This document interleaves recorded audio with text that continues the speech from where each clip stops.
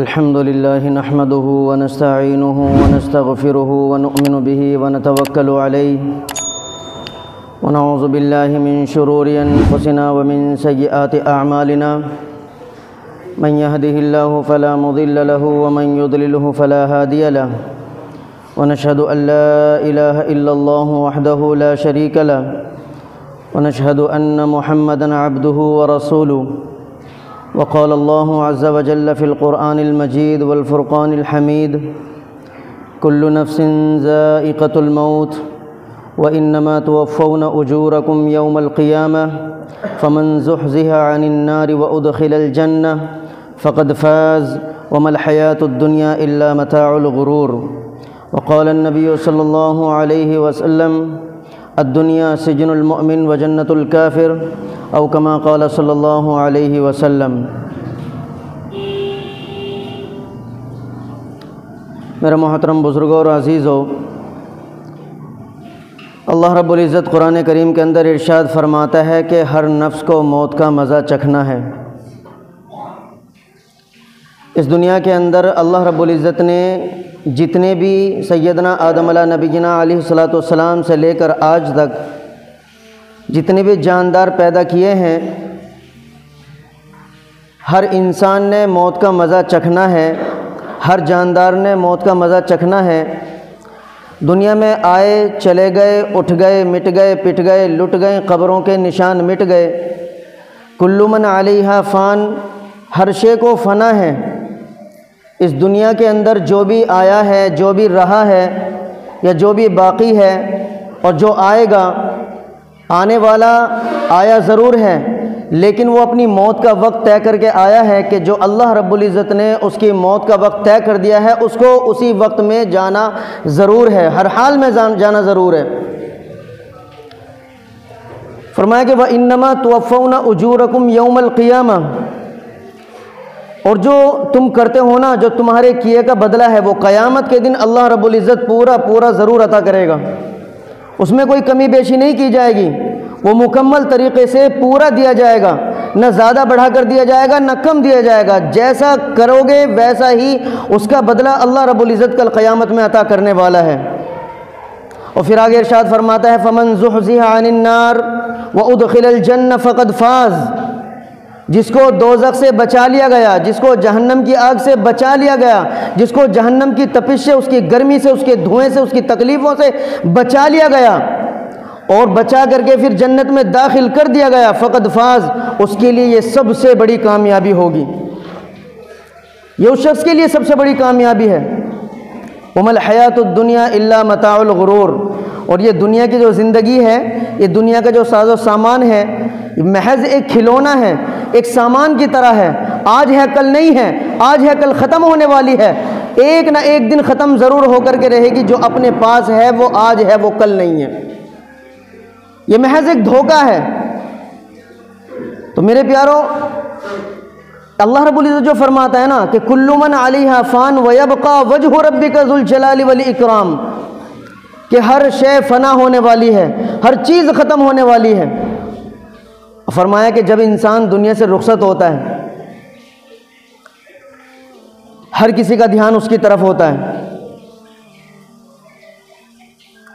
جب انسان دنیا سے جاتا ہے تو لوگ کہتے ہیں کہ اس کو ایسے کرو، ویسے کرو، یوں رکھو، ویسے رکھو، اس کا چہرہ قبلے کی طرف کر دو، اس کے پیر قبلے کی طرف کر دو، سر اوپر اٹھا دو۔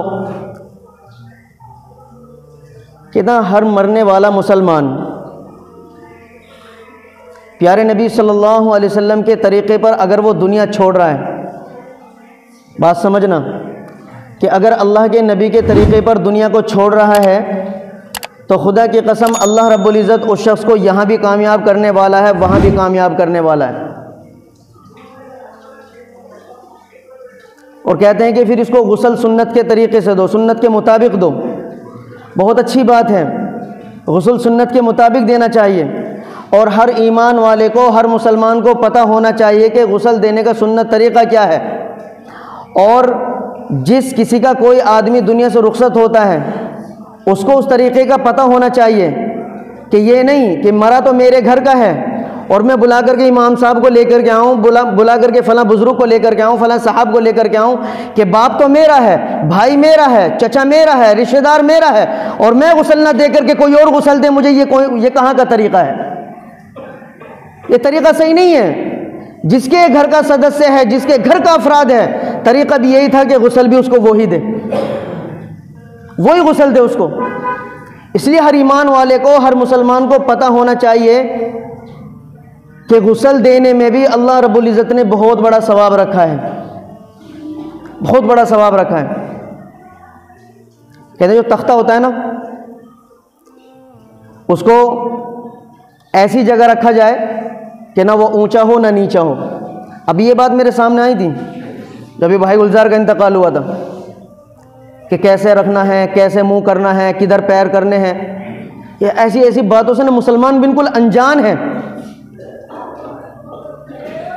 اور موت کیا ہو جاتی ہے کہ ساروں کے دلوں میں ایک ایسی دہشت بیٹھ جاتی ہے کہ میں غسل دے ہی نہیں سکتا اس کو، میں ہاتھ نہیں لگا سکتا اس کو۔ مرنے والے کی طرف سے ایک دہشت اپنے اندر اتر جاتی ہے کہ اس تختے کو رکھا جائے، پھر اس پر دھونی دی جائے، اگربتی کی ہو یہ سب سے کم درجہ ہے، عود ہو یہ بہترین اعلیٰ درجہ ہے، لوبان ہو اس کی بھی دھونی دے سکتے ہیں 3 مرتبہ 5 مرتبہ 7 مرتبہ۔ پھر اس کو مردے کو اس تختے پر لٹایا جائے۔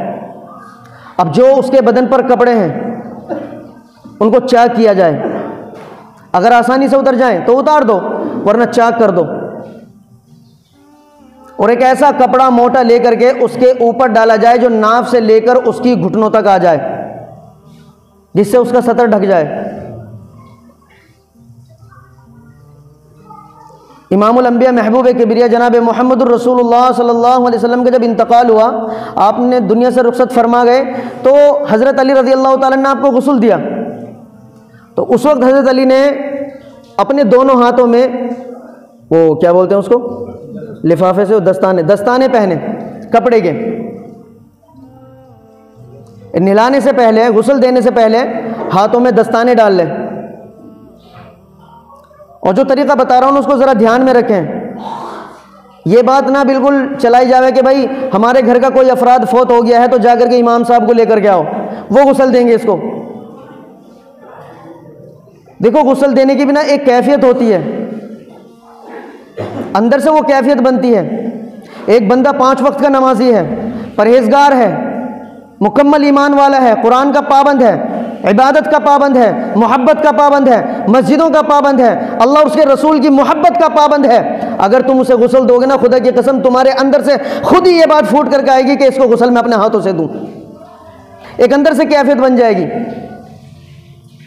ایک بندہ شراب پیتا رہا، نماز کوئی نہیں، قرآن کوئی نہیں، عبادت کوئی نہیں، ذکر و تلاوت کوئی نہیں، عیاشی، مکاری، فروڑ بازی، دھوکے بازی، جھوٹ بولنا، چوری کرنا، چغلی کرنا، ساری زندگی ایسی گزرتی رہی، اور تم جا کر کے کہو امام صاحب سے کہ امام صاحب ہمارے مردے کو غسل دے دو ذرا، کیفیت نہیں بنے گی وہ غسل دینے کی، وہ دل ہی نہیں گوارا کرے گا غسل دینے کا۔ تو سب سے بہتر اعلیٰ طریقہ یہ ہے کہ جس کے گھر کا افراد فوت ہوا ہے اس کو چاہیے کہ وہ خود اپنے ہاتھوں سے اس کو غسل دے، یہ اعلیٰ طریقہ ہے۔ اب اس کو تختے پر لٹایا جائے، کپڑے اس کے چاک کیے جائیں، اور ایک موٹا کپڑا کوئی بھی ہو اس کے اوپر ڈالا جائے، یہاں پیٹ سے لے کر کے ناف سے لے کر اس کے گھٹنوں تک، تاکہ اس کا سطر چھپ جائے۔ اب اس کو غسل دیا جائے، جیسا وضو کیا جاتا ہے ویسا ہی مردے کو کرانا ہے۔ بس کیا کرنا ہے کہ جیسے جیتا جاگتا آدمی کلی کر سکتا ہے، ناک میں پانی پہنچا سکتا ہے، مردے کے ساتھ ایسا نہیں کیا جائے گا، نہیں کیا جائے گا۔ اس کے لیے کیا کرنا ہوگا، روئی لے کر کے اس کے دانتوں پہ پھیرنا ہے اچھے طریقے سے،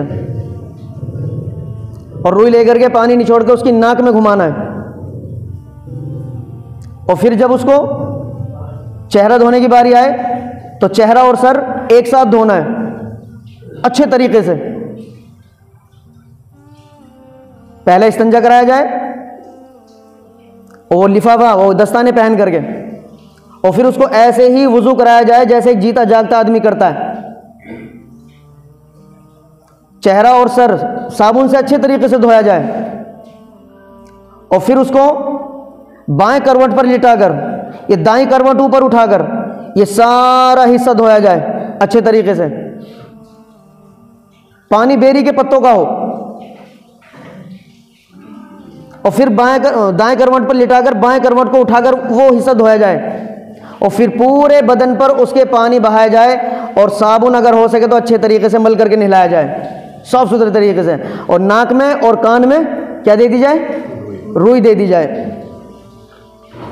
کوئی بڑا مشکل کام نہیں ہے۔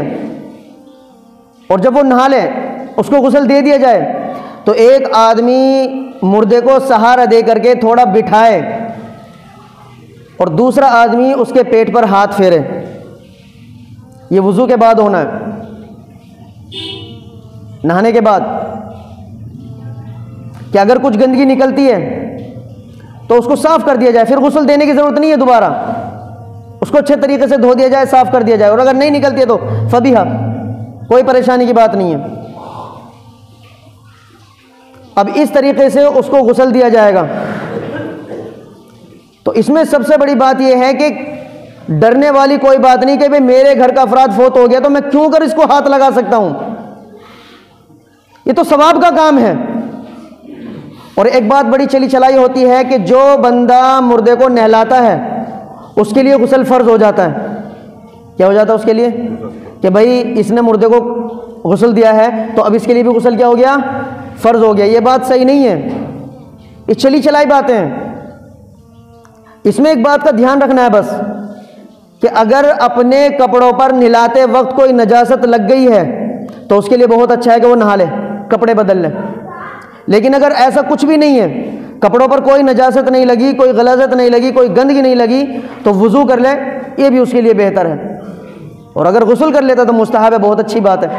لیکن یہ نہیں کہ فرض ہے، اگر نہیں کرے گا تو گنہگار ہوگا، ایسا کچھ بھی نہیں ہے۔ تو میرے پیارو، یہ تو ہی مردے کو نہلانے والی بات۔ اب ہم مردوں کو نہلائیں، کب تک نہلائیں؟ کم سے کم اپنی بھی تو تیاری ضروری ہے، نہیں؟ اپنی بھی تو تیاری ضروری ہے کہ مرنے سے پہلے پہلے اپنی اس آخرت کی تیاری کر لو جس کے بارے میں امام الانبیاء محبوب کبریا جناب محمد الرسول اللہ صلی اللہ علیہ وسلم نے فرما دیا کہ جب تم دنیا سے رخصت ہو تو اس حال میں رخصت ہو کہ رب تمہارا تم سے راضی ہو اور میں بھی تم سے راضی ہوں، اور جب تم میرے پاس آؤ تو سرخ روئی کے ساتھ اپنے ٹھکانے پر پہنچ جاؤ۔ اس حال میں دنیا چھوڑ کر کے آؤ۔ طریقہ پیارے نبی کا ہونا چاہیے، حکم اللہ کا ہونا چاہیے کہ حکم پورا اللہ کا کروں گا، طریقہ نبی کا اختیار کروں گا، تب کہیں جا کر کے مجھے کامیابی ملے گی۔ اللہ نے اپنے حکم کے علاوہ، نبی نے اپنے طریقے کے علاوہ کسی اور میں کامیابی نہیں چھپا کر کے رکھی۔ کامیابی صرف ان دو طریقوں میں ہے۔ یہ ہر مسلمان کے لیے ضروری ہے، ہر مسلمان کے لیے فرض عین ہے کہ کامیابی اگر چاہتے ہو تو پیارے نبی کا طریقہ اختیار کرو، کامیابی اگر چاہتے ہو تو اللہ کے حکم کو مکمل طریقے سے پورا کرو، تب کہیں جا کر کے تمہیں کامیابی ملنے والی ہے۔ اب میں سوچوں کہ حکومت میں کامیابی ہے تو فرعون جیسی زندگی گزاروں؟ نہیں۔ اگر اللہ نے دولت میں کامیابی چھپا کر کے رکھی ہوتی یا حکومت میں کامیابی چھپا کر کے رکھی ہوتی تو سب سے بڑا کامیاب فرعون ہوتا۔ دولت کے اندر اگر کامیابی چھپی ہوئی ہوتی تو سب سے بڑا کامیاب قارون ہوتا۔ وزارت کے اندر اگر کامیابی چھپی ہوئی ہوتی تو سب سے بڑا کامیاب حامان ہوتا۔ اگر سرداری میں اور انا میں کامیابی چھپی ہوئی ہوتی تو سب سے بڑا کامیاب ابو جہل ہوتا۔ لیکن نہیں، ابو جہل کے بدلے کامیابی اللہ نے بلال کو دی، کیونکہ زندگی میں طریقہ کس کا ہے؟ پیارے نبی صلی اللہ علیہ وسلم کا طریقہ ہے۔ تو بھائی موت کے آنے سے پہلے پہلے موت کی تیاری ضروری ہے، اور موت کی تیاری کیا ہے؟ 5 وقتہ نماز کی پابندی، یہ بھی ہماری آف لائن ہے۔ قرآن کی تلاوت، یہ بھی ہماری آف لائن ہے۔ ٹوٹل زندگی عبادت کے اعتبار سے بالکل آف لائن ہے۔ اور اس کے برعکس لے لو، دنیا کے حساب سے زندگی ہماری آن لائن ہے۔ واٹس ایپ کے حساب سے لے لو، زندگی ہماری آن لائن ہے۔ فیس بک کے حساب سے لے لو، زندگی آن لائن ہے۔ یوٹیوب اور ٹویٹر کے حساب سے لے لو، زندگی ہماری آن لائن ہے۔ مسلمان کی زندگی سے قرآن دن پہ دن دور ہوتا جا رہا ہے، نماز دن پہ دن دور ہوتی جا رہی ہے۔ اللہ کے بندو، رات اتنی لمبی ہو رہی ہے، اتنی بڑی ہو رہی ہے کہ بندہ اگر سویرے بھی سو جائے تو صبح تک اس کی کمر درد کرنے لگے، وہ فجر کی نماز پھر کیوں نہیں پڑھ سکتا؟ وہ نماز کی پابندی کیوں نہیں کر سکتا؟ اللہ کو منانا ہے، اپنی مرنے سے پہلے پہلے اللہ کو منا لو، اس کو راضی کر لو، وقت ہے اپنے پاس، ورنہ موت جب آئے گی نا تو کامیابی کو تلاشتے رہ جاؤ گے، کامیابی نہیں ملنے والی ہوگی۔ کسی شاعر نے یوں کہا کہ موت سے مجھے ڈر لگتا ہے لیکن مجھے مرنا ضرور ہے۔ موت سے ڈر لگتا ہے، مرنا ضرور ہے، لرزتا ہوں کفن دیکھ کر لیکن پہننا ضرور ہے، اور ہو جاتا ہوں غمگین جنازے کو دیکھ کر، ہو جاتا ہوں غمگین جنازے کو دیکھ کر لیکن میرا جنازہ بھی تو اٹھنا ضرور ہے۔ ہوتی ہے کپ کپی مجھے قبروں کو دیکھ کر، ہوتی ہے کپ کپی مجھے قبروں کو دیکھ کر، پھر مدتوں مجھے قبر میں سونا ضرور ہے۔ تو کس چیز سے بچنا ہے؟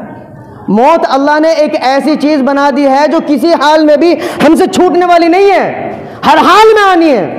اور سب سے بڑا مسلمان کامیاب وہ ہے کہ جس کی موت اس حال میں آئے کہ رب اس سے راضی ہو، وہ نماز کی حالت میں ہو موت اس کی آ جائے، سجدے کی حالت میں ہو موت اس کی آ جائے، قرآن کی تلاوت کر رہا ہو موت اس کی آ جائے، اللہ کے راستے میں نکلا ہوا ہو اور موت اس کی آ جائے، حج بیت اللہ کے لیے نکلا ہوا ہو اور موت اس کی آ جائے، رب کے سامنے رو رو کر کے دعائیں مانگ رہا ہو اور موت اس کی آ جائے، سب سے بڑی کامیابی اس شخص کے لیے ہے۔ یہ نہیں کہ تم دنیا کے جھمیلے میں پھنسے رہو اور موت آ جائے۔ یہ جب بندے کی موت آتی ہے نا، موت آتی ہے، ابراہیم علیہ الصلوۃ والسلام سے اللہ رب العزت نے پوچھا، ابراہیم اے میرے خلیل تو نے موت کو کیسا پایا؟